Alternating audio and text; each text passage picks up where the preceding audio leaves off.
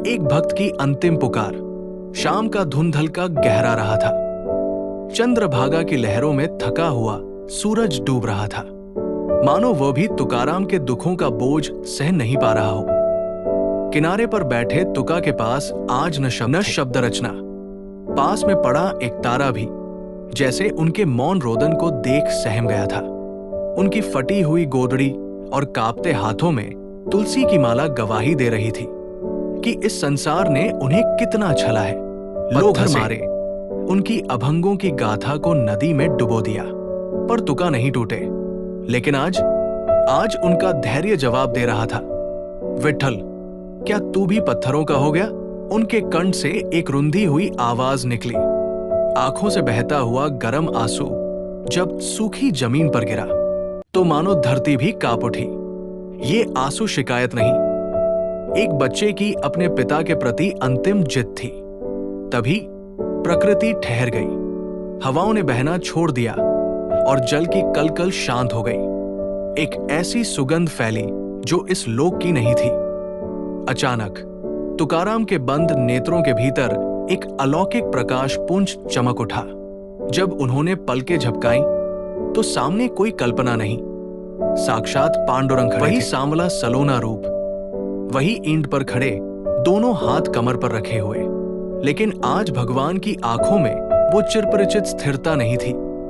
आज विट्ठल की आंखों में भी पानी था। अपने भक्त को इतना टूटते देख जगत का स्वामी भी द्रवित हो उठा। तुकाराम जी के मुख से शब्द नहीं निकले, बस एक चित्कार निकली, माझी विठू माउली। मेरी वे दौड़कर भगवान के चरणों में गिर पड़े। उनके आंसुओं से भगवान के चरण पखारने लगे।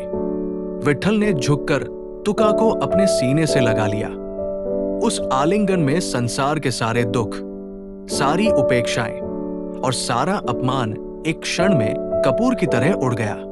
भगवान के कोमल स्वर गूंजे, तुका, तूने मुझे पुकारा और मैं ना आऊं? तेरे एक एक आंसू का हिसाब मेरे पास है। दुनिया ने तुझे ठुकराया ताकि मैं तुझे अपना सकूं। देख, आज मैं अपनी वैकुंठ की सुखशया छोड़कर तेरे प्रेम के वश में यहां खिंचा चला आया हूं। उस दिन के बाद तुका इस धरा के न रहे। वे तो विट्ठल के हो चुके थे। जब विदाई की घड़ी आई तो कोई मृत्यु नहीं हुई, कोई चिता नहीं जली।